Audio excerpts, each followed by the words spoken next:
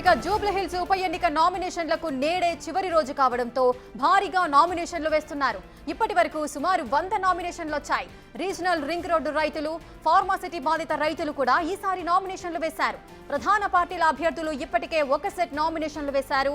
ఇవాళ మధ్యాహ్నం 3 గంటల వరకు మాత్రమే నామినేషన్లు స్వీకరిస్తారు.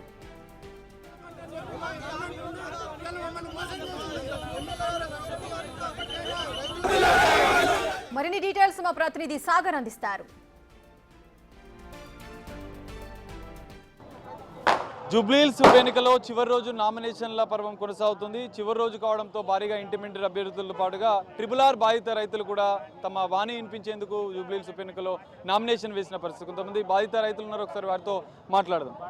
చెప్పండి, మీరు నామినేషన్ జూబ్లీహిల్స్ ఉప ఎన్నికలో పాల్గొంటున్నారు, ఏం చెప్పబోతున్నారు? ఇప్పుడు కూడా కాంగ్రెస్ ప్రభుత్వం ప్రతిపక్షంలో ఎమ్మెల్యేలు, ఎంపీలు, మంత్రులు, మీకు బాధితులు కూడా మా గతంలో కూడా జైలుకు పోయినటువంటి పరిస్థితి. రైతులకు సంఘీభావంగా ఇప్పుడున్నటువంటి కాంగ్రెస్లో ఎమ్మెల్యేల మంత్రులు ఉన్నారు.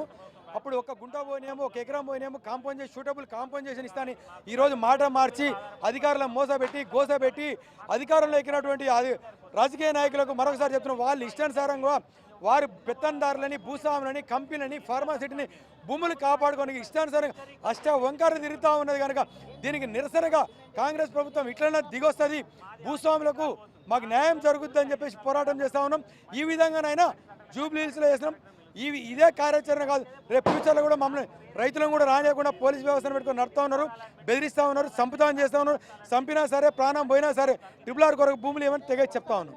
నామినేషన్ ఎంతమంది రైతులు వేశారు? మీరు నామినేషన్ల సందర్భంగా ప్రభుత్వానికి ఏం విజ్ఞప్తి చేస్తారు? ఇప్పుడు కూడా 50 మంది వేశారు మొన్నటిదాకా. ఈరోజు కూడా 50 మంది వేసినాం, 70 మంది వేసాం. కొంతమంది పోలీసు వాళ్ళు ఏం చెప్తున్నారంటే ఉన్న రిటర్నింగ్ ఆఫీసర్ కూడా కాంగ్రెస్ వాళ్ళే, వాళ్ళు కావాలని ఉద్దేశపూర్వకంగా మిమ్మల్ని రిజెక్ట్ చేస్తా అన్నారు. రిజెక్ట్ చేసినా సరే భయపడం, మా ప్రాణం పోయినా భయపడం, 80% కాంగ్రెస్ ప్రభుత్వం దిగి రావాలని చెప్పేసి కోరుతా ఉన్నాం. గతంలో కూడా ఆందోళనలు చేశారు. సో అసలు రైతులకు ఎలాంటి న్యాయం కావాలని ఒక ప్రతిపాదన ఏమైనా పెట్టారా? ఏం చెప్తున్నారు? భూములు అంటున్నారు, ఎలాంటి నష్టపరిహారం? ప్రభుత్వం భూమి అయితేనేమో 3.5 SRO రేటు ఉన్నటువంటి భూమి, 3.5 కోట్ల SRO రేటు ఉన్నటువంటి భూమిని 104 కోట్లు బిట్ ఆప్షన్ పెట్టుకుంది. 104 కోట్లు బిట్ ఆప్షన్ పెట్టుకుంది. ఏ ప్రతిపాదికన ప్రకారం బిట్ ఆప్షన్ పెట్టినావు? అది వేలం వేస్తే 177 కోట్లకు అమ్ముకున్నావు. ప్రభుత్వ భూమిని ఎట్లా అమ్ముకున్నావు? మా రైతుల భూమిని కూడా అదే విధంగా అమ్ముకో, అదే విధంగా తీసుకో. నేను డెవలప్మెంట్కి అడ్డు కాదు, నీకు భూములు కావాలంటున్నాం. మా జిల్లాలో ఎక్కడైతే 8 జిల్లాల్లో భూములు కోల్పోతున్న రైతులకు ఆ జిల్లాలో భూములు ఇవ్వమంటున్నాం. లేదు ఇవ్వలేమంటున్నాం, భూములు సర్దుబాటు చేయలేమంటున్నాం. కనుక నీవు ఇంకే 100 కోట్లు, 200 కోట్లు, 300 కోట్లు అయితే కనుక బహిరంగ మార్కెట్ రేటు నువ్వు డెవలప్మెంట్ చేసుకో అని చెప్పి స్వచ్ఛంగా చెప్తున్నాం. ప్రభుత్వం దిగి రాకపోతే రేపు కూడా ఫ్యూచర్లో కూడా ఏ ఒక్క ఎమ్మెల్యేని కానీ మంత్రులు కానీ తిరగనీయం. మమ్మల్ని సంపుతాన్ని పేరిస్తుంది, పోలీసులు సంపుతాన్ని పేరిస్తుంది, కాంగ్రెస్ నాయకులు సంపుతాన్ని పేరిస్తుంది. అయినా సరే ఈ దోపిడీ దొంగల రాజ్యంలో మేము ఉండడం దుర్మార్గం ఉంది. ఈ ప్రభుత్వానికి గవర్నమెంట్ రైతుల పక్షాలు లేదు కానీ కులవడానికి కంకణం కట్టుకున్నాం. ఈ అందరం వచ్చి ప్రచారం కూడా చేస్తామని చెప్పి తెలియజేస్తాను.